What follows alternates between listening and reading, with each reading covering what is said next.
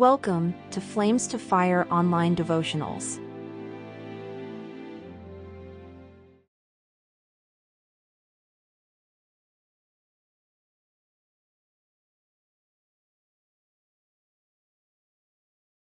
Rest and Sabbath, spiritual and physical restoration. Well, it's not a one-off thing. It's something that we need to do every day, or at least once a week. Every day for the spiritual, and at least once a week for the physical. Now let's look at sleep. Some of us don't get enough sleep, and when we do go to bed, we're looking at our phones, we're scrolling for 5 minutes, 15 minutes, an hour, half an hour, before we realise how long we've been there. So one thing we can do is stop taking our phones to bed, put it aside somewhere else, and just go to bed and rest. The scriptures say that God grants sleep to the ones that He loves. So sleep, Jesus said, the Sabbath was made for man, not man for the Sabbath. So do take a rest. And it may not be a particular day of the week, but plan it in. It's needed, and it's a given gift by God. So take rest and plan it. That's the important thing. Don't go through the week and think, oh, I didn't take any rest. It's a thing that we need to have. It's a blessing from God.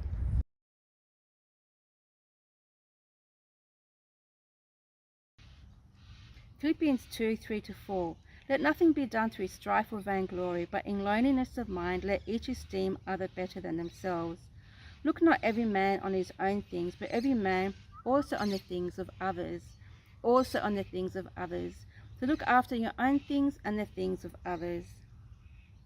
Then we have in Matthew chapter 18, we have the parable of the shepherd who goes out to find that one lost sheep. So every single person matters to God. And then he goes on to talk about what to do if you're having a problem with one of your fellow believers. And first you go to them one-on-one. And if they don't respond well, then you take one or two other people with you as witnesses.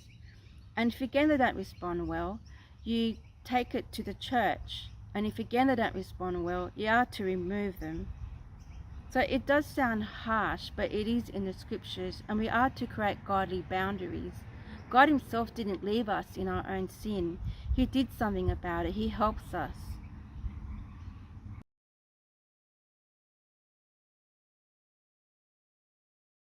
So even while we are talking about listening and speaking in love, in fact, the first active thing to do is that in your communication or your conversation with people, you want to first and foremost be listening or paying attention to what they are saying. Because in paying attention to what they are saying, you will know how to properly speak in love. So, what to do first in communication or in conversation is not be the first to speak, but rather be the first to listen. That is the first part of showing love. Love is kind. That is, you want to listen kindly. In fact, listening is a way of showing kindness. It does not envy. You are not jealous that this person is speaking too much. All right? It does not boast. In your listening, you are not shrugging. What is he saying? I can say it better than the way he's saying. No. Listen, it's not proud. Boast and proud, you can put them together. It is not rude. As you are listening, you are not making noise. You are not humming. You are not doing other things. You are giving the person your full attention. It is not self seeking, it's not about yourself. It is not easily angered. Maybe as you are listening, somebody said something that you don't like. Somebody said something that maybe insulted you. You don't say, I just quickly want to flare up. No. You calm down because you love and you know that love is not easily angered. You calm down, process it, and then find a way, listen, and then when it's time for you to speak, you listen calmly. Time for you to speak, you speak calmly.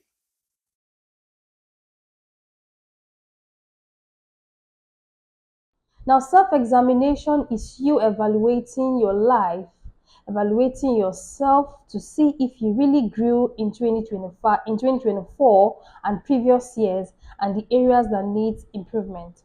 So the expected end of God for your life as a child of God is in all ramifications, not just your physical life. So your spiritual life is also a part of your life, and it requires to have an expected end. So it is necessary you evaluate yourself to see where you have grown and the areas you need to improve on. These are steps that is required for self-examination. Number one, get to a solitary place and commune, a place free from noise and distraction. Two, reflections.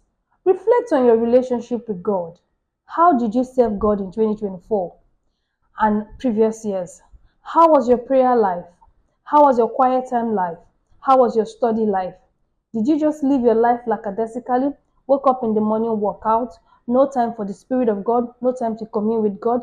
If that is your story, then there's need for improvement. Number three, reflection on your relationship with men. How did you treat people? Was your love, your joy, and your peace level increased? Or you lived in resentment, hatred, pain, jealousy, and envy? If that is what it is, then there is need for improvement. Also, Thank you for joining today's online devotion. If this is your first time joining us, we welcome you in the name of the Lord and believe you were blessed by today's devotion. We invite you to join us every morning at 6 a.m. West Africa time to begin your day with God here on our channel. Kindly like, share, subscribe, and turn on the notification button so you can be alerted every morning when the devotional premieres. We promise to make it a memorable time with God.